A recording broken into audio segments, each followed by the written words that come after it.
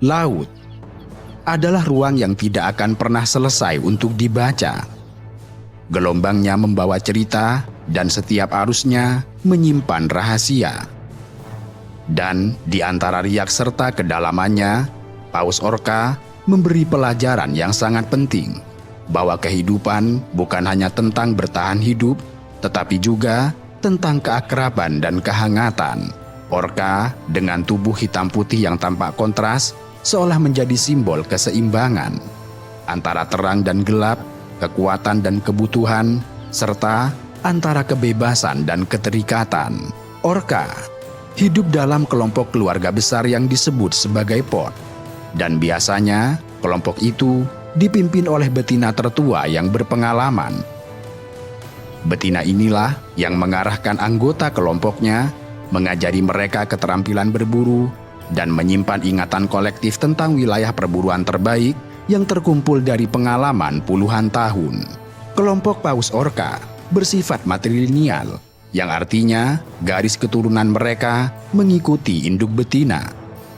Karena itu, anak-anak orca akan tetap bersama induknya seumur hidup, terutama orca jantan. Seekor orca jantan dewasa berbobot beberapa ton sekalipun seringkali masih berenang bersama ibunya, bahkan saat usianya telah mencapai 30-an tahun. Ketergantungan ini begitu kuat sehingga riset menunjukkan bahwa jika induk seekor jantan mati, risiko kematian si jantan dalam waktu beberapa tahun berikutnya meningkat drastis hingga 8 kali lipat. Hal ini karena sang ibu adalah sumber pengetahuan. Dialah yang menunjukkan kemana harus mencari makanan dan bagaimana bertahan di saat sulit. Dalam masyarakat orca, ibu adalah kehidupan. Mereka tidak hanya melahirkan, tetapi juga memimpin, melindungi, serta mengajarkan. Lebih menakjubkan lagi, orca betina dapat hidup lama, bahkan melampaui usia produktifnya. Para ilmuwan menemukan bahwa orca betina bisa hidup antara 60 hingga 80 tahun, bahkan lebih dari 90 tahun. Faktanya, orca termasuk segelintir hewan selain manusia yang mengalami menopause, yaitu berhentinya reproduksi di usia paruh baya, tetapi terus hidup lama setelahnya. Salah satu teori menyebutkan bahwa fakta ini adalah sebagai efek nenek. Maksudnya, dengan tidak lagi fokus melahirkan anak sendiri, betina tua dapat mengalihkan energinya untuk membantu mengasuh cucu-cucunya dan memimpin kelompok melalui pengalamannya yang sangat kaya. Saat masa-masa sulit telah datang, misalnya persediaan makanan berkurang, kelompok orca akan bertanya pada nenek sang pemimpin. Kemudian, dengan insting dan ingatan yang telah melewati puluhan musim, sang nenek akan memandu pod menemukan wilayah berburu baru atau teknik berburu yang lebih efektif. Orca adalah pemangsa puncak di lautan, yang artinya tidak ada hewan lain yang memburu mereka di alam liar. Mereka berdiri di puncak rantai makanan di setiap ekosistem laut yang mereka huni.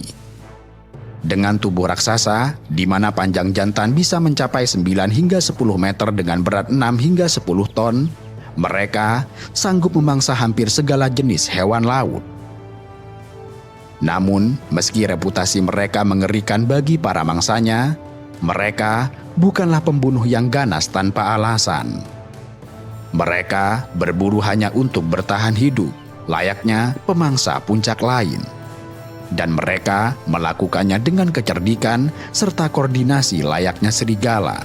Kelompok Paus Orca memiliki strategi berburu yang sangat cerdas. Misalnya, saat mereka memburu seekor anjing laut yang terlihat tengah bersantai di atas bongkahan es. Bagi anjing laut, bongkahan es tampak seperti benteng perlindungan. Tetapi bagi orca, itu ibarat panggung untuk menunjukkan keahlian berburu tim mereka. Beberapa orca segera membentuk formasi, yaitu berbaris sejajar dan kemudian berenang cepat menuju bongkahan es tersebut. Sesaat sebelum menabrak es, mereka serentak menyelam dan menghentakkan ekor, sehingga menciptakan gelombang besar. Gelombang itu lalu menghantam bongkahan es dan menggoyahkannya dengan hebat. Dalam kondisi semacam itu, anjing laut di atasnya akan kehilangan keseimbangan kemudian terrempas ke dalam air.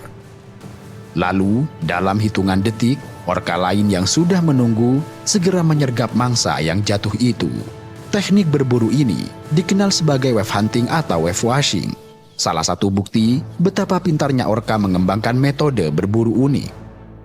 Kendati demikian, hanya sekitar 100 orka di Antartika yang menguasai teknik menggulung ombak seperti ini, yang diajarkan secara turun-temurun dalam kelompok keluarga mereka. Memang, strategi berburu orka berbeda-beda di setiap wilayah, yang hal itu menunjukkan adanya spesialisasi serta kecerdasan sosial. Di Patagonia misalnya, orka diketahui sengaja menggiring mangsa dekat pantai, bahkan meloncat setengah terdampar ke daratan untuk menangkap anak singa laut di pantai, lalu berguling kembali ke dalam air. Teknik berbahaya ini dipelajari dengan sangat hati-hati oleh individu muda dari orka yang lebih tua. Sementara itu, di perairan lain, orka terkenal menggunakan teknik mengepung sekelompok ikan herring. Lalu, dengan perut putihnya yang kontras, mereka memancarkan kilatan terang di bawah air yang membuat ikan-ikan itu terperangah serta berkumpul rapat. Setelah kawanan ikan terkonsentrasi, orka menyabetkan ekornya dengan keras untuk melumpuhkan ikan-ikan itu sebelum melahapnya satu persatu.